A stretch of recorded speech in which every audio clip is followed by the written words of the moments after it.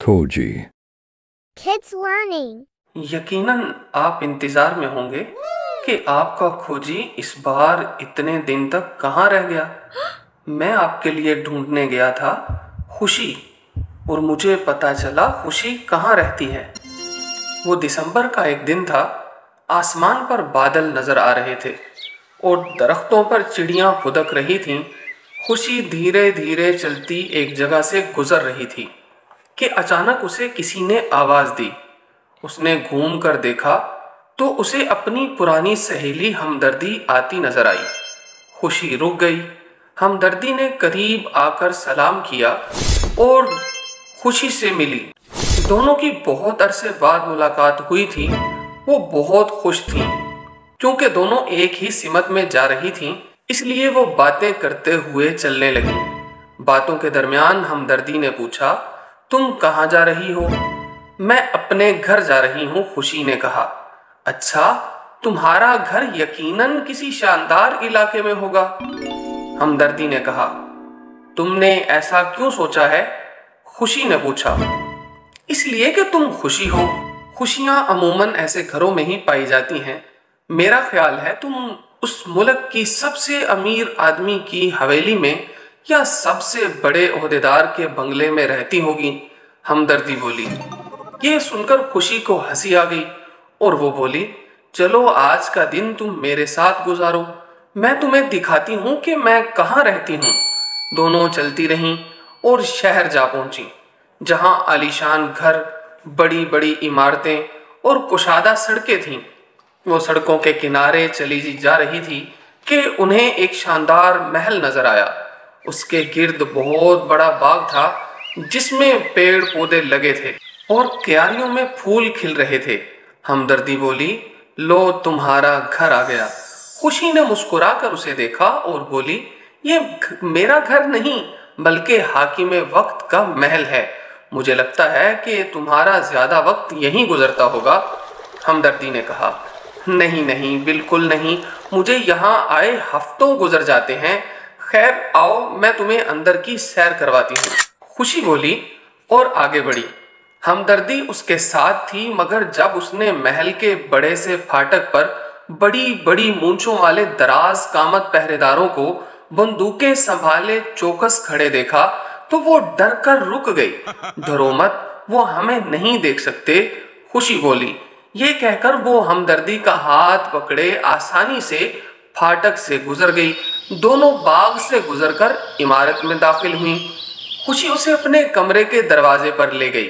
अंदर दाखिल हुई, जहां लंबे सपाट चेहरे वाला एक खूबरू आदमी एक बड़ी सी मेज के पीछे आरामदेह कुर्सी पर बैठा था। वो किसी फाइल में लगे कागजात पढ़ रहा था। दोनों उसे देखने लगीं। जूं जूं वो फाइल पढ़ता जा रहा था, उसके चेहरे के तासुरात बदल रहे थे। इस परेशानी के आलम में आखिर उसने गुस्से से फाइल पटक दी और बड़बड़ाया, खसारा, हर शोबे में खसारा, आखिर ये मुल्क किस तरह चलेगा। अचानक फोन की घंटी बजी। वो चंद लम्हे उसे देखता रहा, फिर रिसीवर उठाकर कान से लगाया। दूसरी तरफ उसकी जमात का नुमाइंदा सदर था। वो कह रहा था, जनाब गजब हो गया, हमारी हुकूमत खतरे में पड़ गई है, हमारे कुछ अरकान मुखालिफ जमात में चले गए हैं। वो क्यों?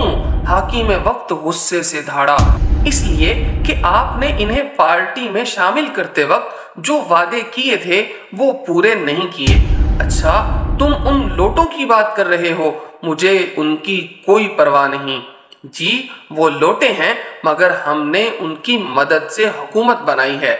आखिर कब तक हम इनके मुतालबात पूरे करते रहेंगे? खैर, इन्हें कल बुला लो, मैं उनसे बात कर लेता हूँ, हाकिम वक्त ने कहा। सर, कुछ करना पड़ेगा, वरना आपके खिलाफ अदमे एतमाद की तहरीक भी आ सकती है, वो बोला। हाकिम वक्त ने फोन पटक दिया और बड़बड़ाने लगा। हमदर्दी ने खुशी के कान में सरगोशी की। ये लोटे क्या होते हैं? लोटे? अरे तुम नहीं जानती, ये इधर उधर लड़क जाने वाले लोग, कभी इस जमात में कभी उस जमात में। अच्छा अच्छा, मैं समझ गई, हमदर्दी मुस्कुरा कर बोली। उसी वक्त हाकिम वक्त का सेक्रेटरी इजाजत लेकर अंदर आया। वो बहुत घबराया हुआ था। वो बोला, जनाब आली, एक बुरी खबर है। हिज़्ब इख्तिलाफ ने कल हड़ताल का ऐलान कर दिया है। वो क्यों? हाकिम वक्त चिंखाड़ा, जनाब, आपकी नई माशी पॉलिसियों की वजह से चीजों की कीमतें तेजी से बढ़ रही हैं। आवाम परेशान है, लोगों को रोटी के लाले पड़ गए हैं, उनका गमो गुस्सा बढ़ता जा रहा है। हिज़्ब इख्तिलाफ इससे फायदा उठाना चाहती है। ओह मेरे खुदा, मैं क्या करूं? हाकिम वक्त चिल्लाया। वो दोनों हाथों से अपने सर के बाल नोचने लगा। खुशी ने हमदर्दी का हाथ पकड़ा और बाहर निकल गई। कुछ दूर आकर खुशी ने पूछा, तुम्हारा क्या ख्याल है? क्या मैं ऐसी जगह रह सकती हूँ? नहीं नहीं नहीं, ये मुमकिन नहीं है, हमदर्दी बोली। दोनों चलती रहीं। चलते चलते इन्हें एक फलक बोस बहुत ऊंची इमारत नजर आई। हमदर्दी ने सर उठाकर उसे देखा। कुछ देर देखती रही, फिर बोली, ओह खुदा, इतनी ऊंची इमारत! इसे देखने में तो मेरी गर्दन दुख गई। अगर सर पर टोपी होती तो वो भी गिर जाती। मुझे लगता है तुम जरूर इस ऊंची इमारत के मालिक के साथ रहती होगी। खुशी जोर से हंसी और बोली, इस इमारत का मालिक इस मुल्क का सबसे अमीर आदमी है। चलो मैं तुम्हें उससे मिलवाती हूँ। हाँ, तो मेरा अंदाजा दुरुस्त निकला ना? तुम जरूर उसके घर में रहती होगी। हमदर्दी जल्दी से बोली। दोनों अंदर दाखिल हुई और लिफ्ट के जरिए 50वीं मंजिल पर पहुंची। उन्हें पूरे फ्लोर पर एक शानदार ऑफिस नजर आया।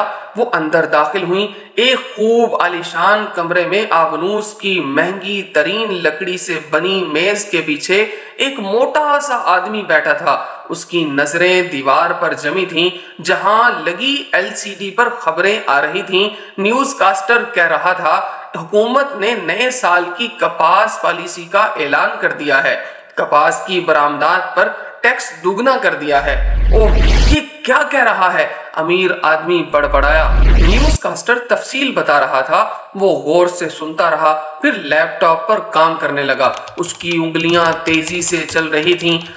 स्क्रीन पर मुख्तलिफ हिंसे चकरा रहे थे। वो छोटे बड़े ग्राफ बन रहे थे।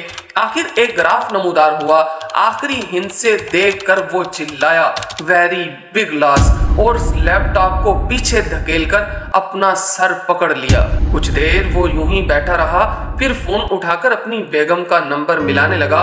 वो सुबह से कई बार उनसे राब्ता करने की कोशिशें कर चुका था, मगर राब्ता नहीं हो रहा था। उसकी बेगम एक बहुत बड़ी खवातीन की तंजीम की सदर थी। वो ज्यादातर इसी की तकरीबात में मसरूफ रहती थी। आखिर उसने फोन रख दिया। इसके सर में दर्द शुरू हो गया था। उसने दरवाजा खोलकर दवाओं का डब्बा निकाला और कई गोलियां अलग करने के बाद गिलास में पानी लेकर तमाम गोलियां खाईं। फिर वो आराम से टांगे फैलाकर लेट गया। ऐसा लगता था वो बहुत थक गया है। अचानक फोन की घंटी बजी। उसने नाम देखकर मुंह बनाया और हेलो कहा। दूसरी तरफ उसका बेटा था। वो एक बिगड़ा हुआ नौजवान था। हर वक्त घूमना फिरना, दोस्त बनाना और खेल कूद करना, बस इसे यही आता था। इन दिनों वो वर्ल्ड टूर पर निकला हुआ था। हाँ बोलो, क्या कह रहे हो? उसने थकी हुई आवाज में कहा। दूसरी तरफ से बेटे की चहकती हुई आवाज आई, क्या हाल है पापा? हम दोस्त टोरंटो जा रहे हैं, पैसों की जरूरत है, कुछ रकम ट्रांसफर कर दें। आप सुन रहे हैं ना? मगर तुम अभी कहाँ हो? बाप ने पूछा। लॉस एंजलिस में बेटा, बोला। ठीक है, तुम्हारा कब तक घर आने का इरादा है? अभी कुछ नहीं पता। आपको मालूम है दुनिया बहुत बड़ी है और हमें निकले 1 महीना ही हुआ है, बेटा बोला। हाँ बेटा, लगता है तुम्हारा बाप इस टूर के बाद जरूर कंगाल हो जाएगा। ये कहकर उसने फोन रख दिया। खुशी ने हमदर्दी की तरफ देखा, उसकी गर्दन हिलाई और दोनों बाहर निकल गईं। मुझे हैरत है, तुम यहाँ भी नहीं रहती तो फिर तुम कहाँ रहती हो? हमदर्दी ने पूछा। तुम्हें जल्द पता चल जाएगा, कुछ देर बाद कहा। वो शहर से बाहर निकल आईं, जहाँ एक गांव था। गांव के लोग खेती बाड़ी और बागबानी करते थे। हमदर्दी हैरत से बोली, हम तमाम अच्छे घर और इलाके छोड़ आए हैं, आखिर तुम रहती कहाँ हो? खुशी ने एक घर की तरफ इशारा किया। وہ گاؤں کا سب سے پہلا گھر تھا۔ اس کی دیواریں کچی مٹی کی تھیں۔ یہ ایک محنتی کسان کا گھر تھا۔ آؤ اس میں چلتے ہیں، خوشی نے کہا، اور خوشی ہمدردی کا ہاتھ پکڑ کر بند دروازے سے گزر گئی۔ وہ گھر اگرچہ کچا تھا مگر صاف ستھرا تھا۔ کسان کی بیوی کھانا پکا رہی تھی اور صحن میں دو بچے کھیل رہے تھے۔ ہمدردی حیرت سے اس ماحول کو دیکھ رہی تھی۔ اسے وہاں ایک الگ طرح کا سکون اور آسودگی محسوس ہو رہی تھی۔ کچھ دیر بعد کسان گھر آیا۔ دونوں بچے اسے دیکھ کر خوشی سے کھل اٹھے اور بابا بابا کہتے ہوئے اس کی ٹانگوں سے لپٹ گئے۔ بیوی بھی آگے بڑھی اور مسکراتے ہوئے اس نے اس کے ہاتھوں سے سامان لیا۔ پھر کسان نے ہاتھ منہ دھو کر کپڑے بدلے۔ کھانا تیار ہو گیا تھا۔ بیوی نے فوراً دسترخوان لگا دیا۔ سب اس کے گرد بیٹھ گئے اور بسم اللہ پڑھ کر کھانا شروع کیا۔ کسان نے بتایا، اس دفعہ فصل بہت اچھی ہوئی ہے اور اس نے اچھی قیمت پر اس کا سودا بھی کر دیا ہے۔